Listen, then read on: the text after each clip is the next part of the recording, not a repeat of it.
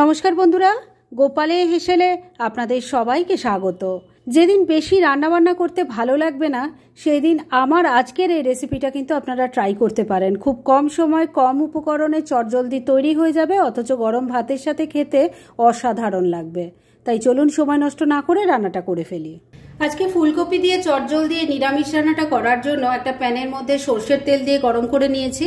এর মধ্যে অল্প নুন দিয়ে দিলাম, দিয়ে দিচ্ছি অল্প হলুদের গুঁড়ো, অল্প একটু কাশ্মীরি মির্চ পাউডারও দিয়ে দিলাম। এর মধ্যে এবার একটু ফুলকপির টুকরো ভেজে নেব। আমি একটা বড় ফুলকপির থেকে অর্ধেকটাই নিয়েছি, ফুলগুলোকে ছোট ছোট করে ছাড়িয়ে নিয়েছি। এবার এই ফুলকপির ফুলগুলোকে একটু ভাজা ভাজা করে নিচ্ছি। ফুলকপিগুলো সব ভাজা হয়ে গেছে, এবার এগুলো তুলে নিচ্ছি। ভেজে রাখা ফুলকপিগুলোকে তো নামিয়ে রেখে দিয়েছি। এবার এই রান্নার একটা মশলা বানাবো, সেজন্য আমি প্লেটের মধ্যে কিছু জিনিস সাজিয়ে নিয়েছি। এখানে আছে 2 চামচ পোস্ত, 2 চামচ আছে কালো সর্ষে। এখানে 2 চামচ কালো সর্ষের জায়গায় আপনারা 1 চামচ কালো সর্ষে, 1 চামচ হলুদ সর্ষেও দিতে পারেন। আর 1 চামচ এখানে আমি নিয়েছি সাদা তিল, এর সাথেই 2টো কাঁচা লঙ্কা রেখেছি। এবার এগুলোকে প্রথমে শুকনোই গুঁড়ো করে নিচ্ছি, আর তারপর এর মধ্যে পরিমাণ মতো জল এবং আরেকটা জিনিস পড়বে। তাহলে এটাকে আমি আগে শুকনোই বেটে নিচ্ছি।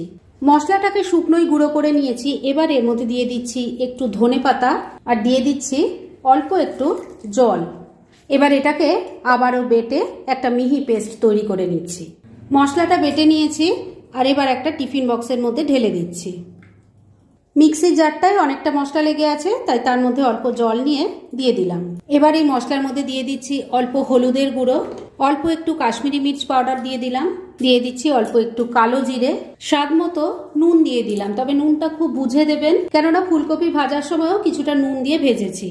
আর এবার অল্প চিনিও দিয়ে দিলাম। সবকিছু খুব ভালো করে মিশিয়ে নিচ্ছি। সমস্ত কিছু খুব ভালো করে মিশিয়ে নিয়েছি। এবার এর মধ্যে ভেজে রাখা ফুলকপিগুলো দিয়ে দিচ্ছি। মশলার সাথে খুব ভালো করে মিশিয়ে নিচ্ছি।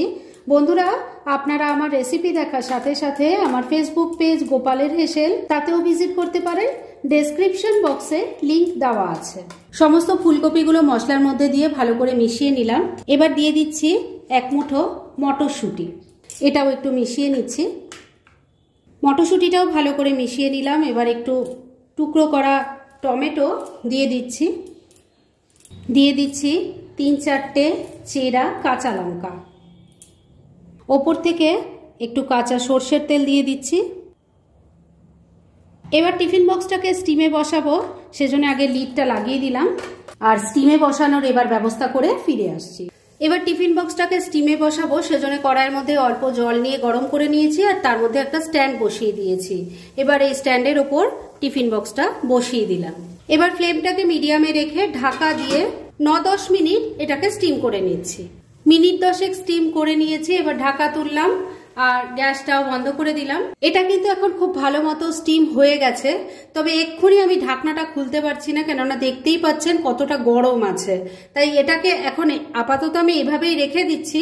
ঠান্ডা হলে আমি ঢাকনাটা খুলে দেখাবো রান্নাটা কত সুন্দরভাবে তৈরি হয়েছে। ফ্রেন্ডস, আমার আজকের এই দুর্দান্ত স্বাদের ফুলকপি ভাপার রেসিপি একদম রেডি হয়ে গেছে এবং আমি সার্ভ করে দিয়েছি। ভীষণ ইজি রেসিপিটা, খুব কম সময় এটা তৈরি হয়ে যায়, আর উপকরণও কিন্তু খুবই কম, তবে খেতে অসাধারণ হয়। সেটা একবার ট্রাই করলেই বুঝতে পারবেন। তাই দেরি না করে পারলে এটা আজই একবার ট্রাই করে ফেলুন, আর তারপর কেমন লাগলো সেটা প্লিজ কমেন্ট করে জানাবেন। এরকম ধরনের অনেক ভালো ভালো নিরামিষ রান্নার রেসিপি আপনারা গোপালের হেসেল সার্চ করলেই পেয়ে যাবেন, যার মধ্যে থেকে কিছু কিছু আমি সাজেস্টেড বক্সেও দিয়ে দেব, সেখান থেকেও আপনারা দেখে নিতে পারেন। তাই গোপালের হেসেল অবশ্যই ভিজিট করুন। আর আপনারা কেমন ধরনের রেসিপি চাইছেন সেটাও কিন্তু আমাকে জানাতে পারেন। আমি চেষ্টা করব সেই সব রেসিপিগুলো আপনাদের সাথে শেয়ার করার। আর আমার আজকের এই রেসিপি যদি আপনাদের ভালো লাগে আর ইউজফুল বলে মনে হয়, তাহলে যারা এখনও আমার চ্যানেলটাকে সাবস্ক্রাইব করেননি তারা প্লিজ সাবস্ক্রাইব করুন। তাহলে আজকের মতো এখানেই শেষ করছি। পরদিন আবার এরকমই কোনো ভালো রেসিপি নিয়ে চলে আসব। আপনারা সবাই খুব ভালো থাকুন, সুস্থ থাকুন।